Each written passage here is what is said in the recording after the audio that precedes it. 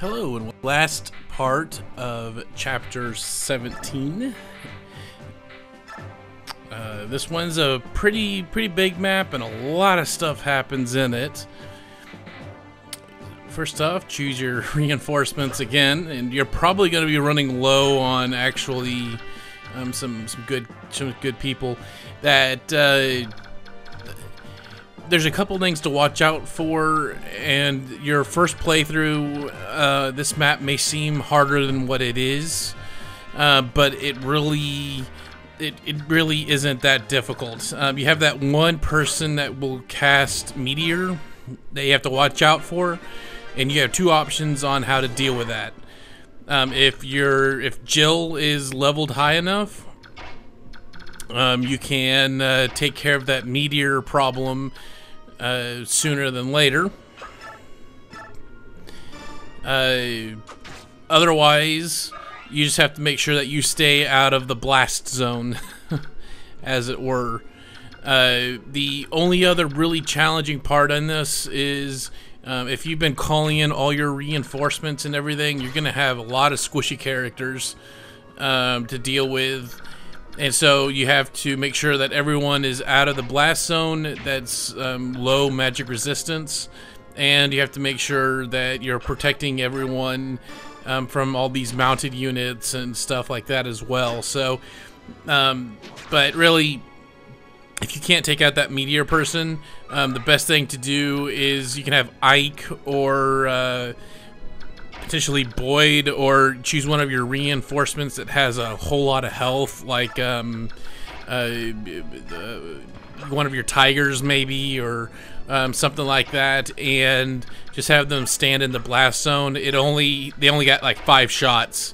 You can probably do it with Titania as well if you wanted, and then just have them use it up, and then you're good to go. That's kind of one, you have a couple of options to do, but that's the tricky part of this particular map.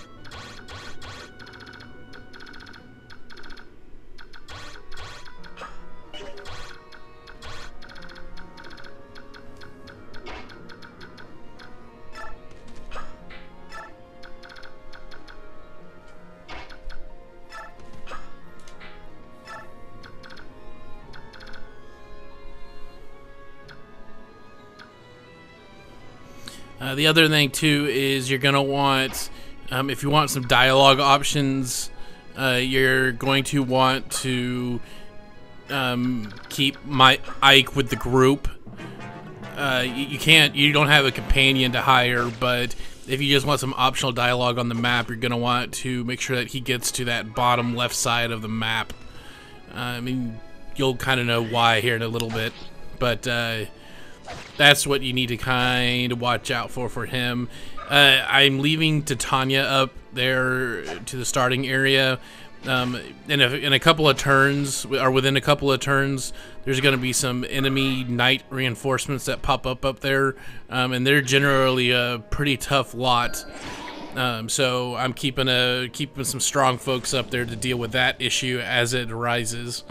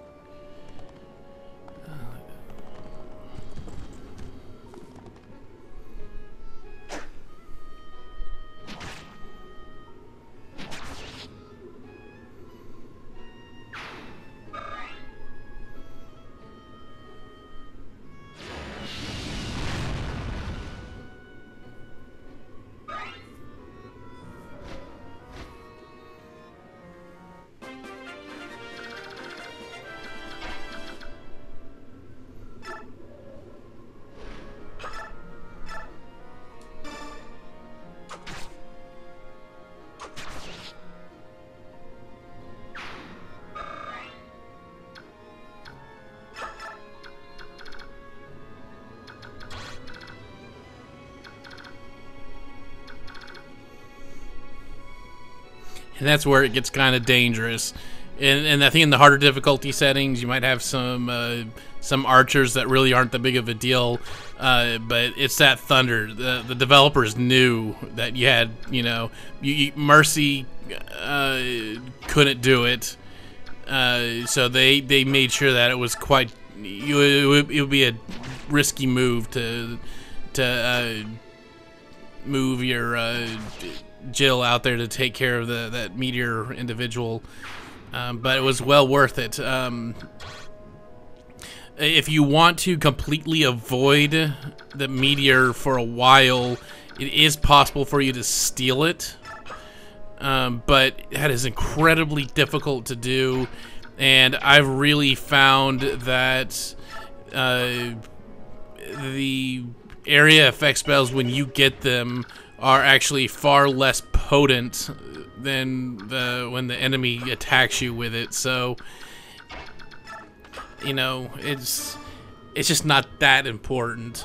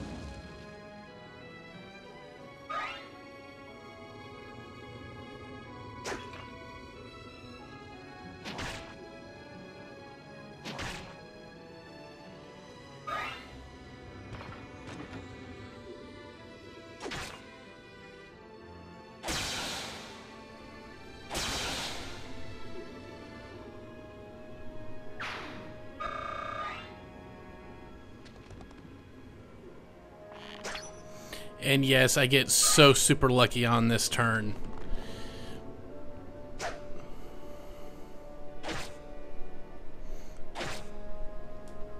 Not only do I get the class change, and Jill becomes probably... I believe that Jill's probably the best character in the game. And it just furthers my belief that most redheads are just awesome, be it in video games or whatnot. But they're generally the better players, and yeah, she's probably one of the best characters to control. So Not only do I get lucky with that, and of course when she promotes she heals, but all these baddies could have gone against Gatry and killed him, so I made some poor choices in where I placed everything, but it worked out. Sometimes you're just lucky with it, and sometimes you're not.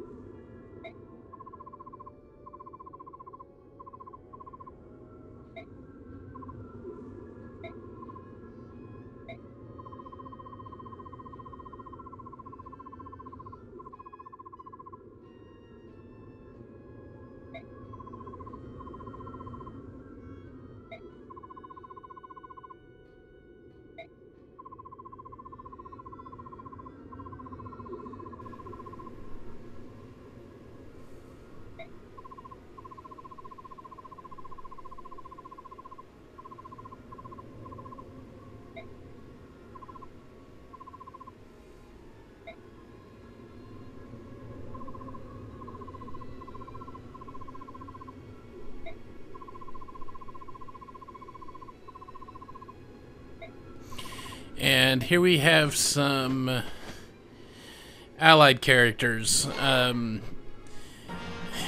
This is more annoying than anything else. Tabarn here can pretty much kill anything on the map fairly easily. And his two cohorts are, they're not as powerful, but they're pretty strong, and you don't really want them to die. To avoid spoilers for later. The trick, or the more annoying thing is obviously you don't get XP if they kill what they kill. They will steal kills, and they will even go after the boss, which is a major XP kill. So at this point, when they show up, you're gonna want to beeline it to the boss at least, so that you can at least get that XP. You're not gonna be able to clear the map, unfortunately, but that's gonna be your main goal. Is that the second goal is you're gonna want to get Ike within range of racing there, so that he can do some dialogue options there. You don't really have to. It's nothing overly important. Just if you want to hear it, you can hear it. But other than that, you want to keep all those all your allies alive, and you want to try and keep it so that they don't kill the boss or anything. So it gets a bit challenging in that regards, but that's what you need to watch out for.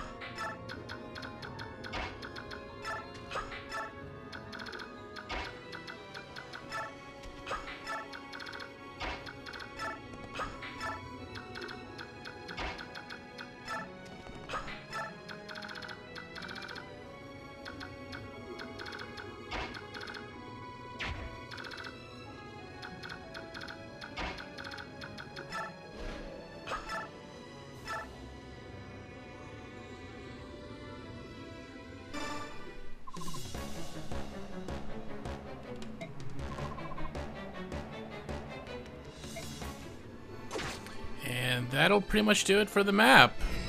This next turn will pretty much be it for the map.